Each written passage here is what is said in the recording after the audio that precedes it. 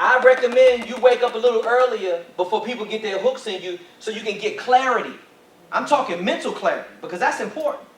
So you're going to get it at the beginning of the day, and then whatever energy was taken away from you is when I put it back at the end of the day. So I'm real big on energy management. Yeah. No problem. Oh, it's okay.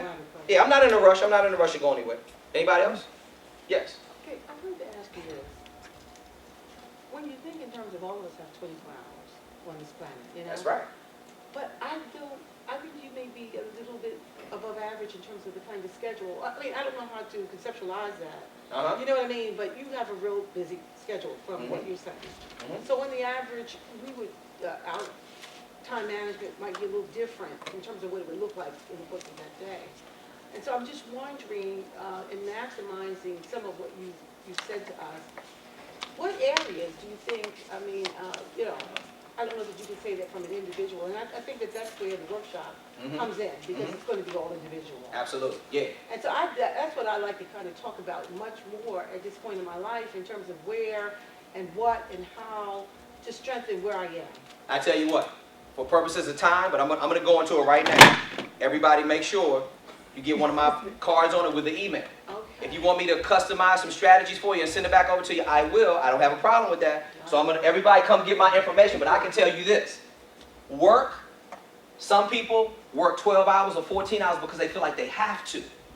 If what's required is 8 or 9 or 10, I do understand. But delegation is another big word. Some people don't have anybody to delegate to. Now, when I say you don't have anybody to delegate to, that means you have to go back to the drawing board and empower yourself with more skills. Now, the only way I can do what I do, I have a staff of people that help me with the television, the radio show. I have a very, very supportive wife. See, it makes it easier for me to manage my schedule because I'm not getting any resistance. See, a lot of people have resistance in their household because people are zapping your energy away. You're wasting energy fighting with people over things that have that you have to fight. You have to fight for happiness and a natural flow of things.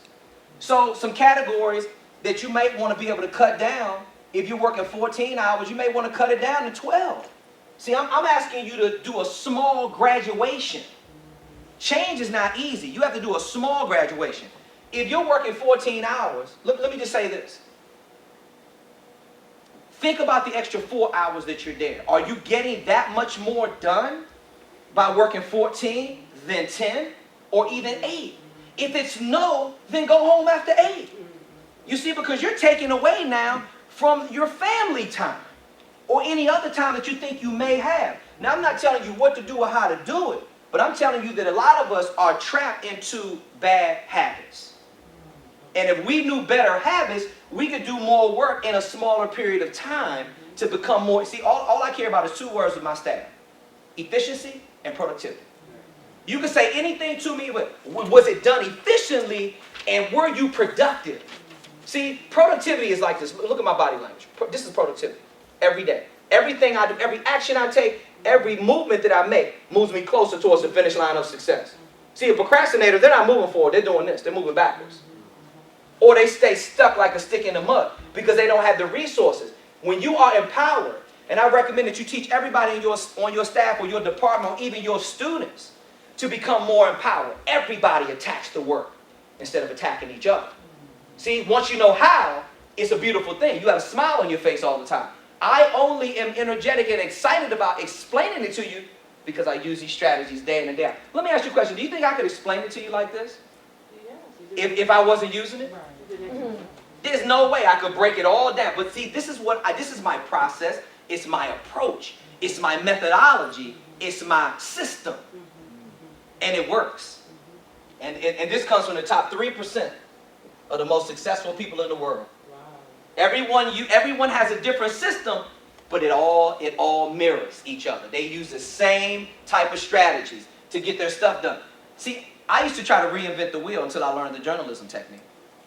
Now I understand that if you want to solve any problem, 6 simple questions, all you got to do is ask yourself. And then you're going to ask yourself why 5 times to get to the grassroots. Who, what, when, where, why, and how. Once you come up with the solutions to fix that statement, your whole life will start going in another direction. Now, when it comes to commuting, I would always recommend that you use the commute time wisely for auditory learning. Self-empowerment is key. You had another question or comment? I was going to say, with that, is it unreasonable to think in terms of resources when I think about time spent driving, listening to tapes? There are various kinds of tapes that I'm thinking that can be very helpful. But when you think about subliminal kinds of tapes, are there any that make sense to you? Yes. Well, again, if you email me, I can pull some off the shelf that I have in my library at home. But I would always recommend go to your greatest area of need first. What is your limitation? Right. It's hard to look yourself in the mirror and say, you know what, I'm pretty bad at X, Y, and Z. And if you're bad at it, go buy some audio programs. And then brush up on those skills, because normally when somebody has written a book, or they've taken the time to write an audio program or record an audio program, they know what they're talking about. And you can benefit a great deal from that. The higher your education, the less somebody is going to really teach you, to be honest with you. 80% of what it is that I taught in here, most of you knew it. You may not have known that you were doing it, but I just gave you the technical term of it. So, Mr. Ellaby, I saw you writing specific things down. You said, oh, I do that. You shook your head. But then you had that epiphany within that maybe 15 or 20% that you did not know. Let me ask you a question. What part of here were you enlightened about that you were not aware of or you weren't thinking about before you took this course? I mean, I realize that time management is really important, but when you talk about planning and actually putting it down with prioritizing, right, and really asking yourself the question and then repeating those questions over and over, it becomes really important, because again, it becomes a learned skill. Absolutely. That I hadn't thought about in terms of the daily basis, and yet my area of procrastination is where I've got to work on that.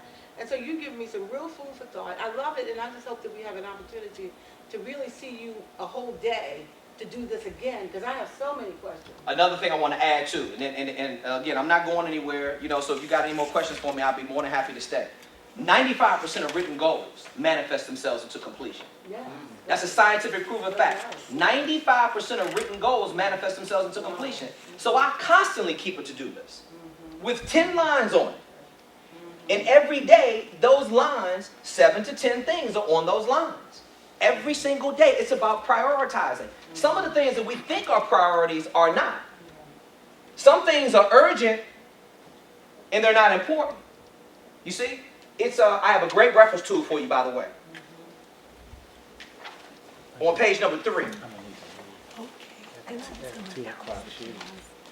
When you're in the zone, it says the zone, they call it, this is taken from Stephen Covey's 7 Habits of Highly Effective People. When they say you're in the zone, that's quadrant number 2.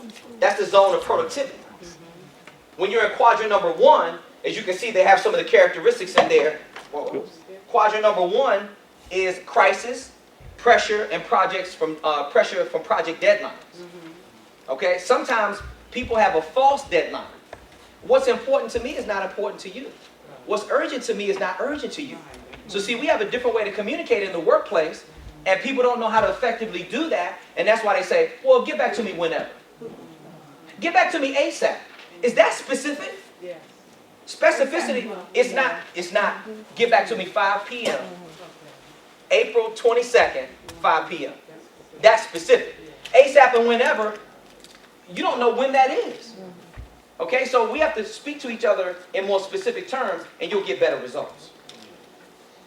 So you can follow that system of prioritization as well. You got to determine what's urgent and what's important. And that's how I determine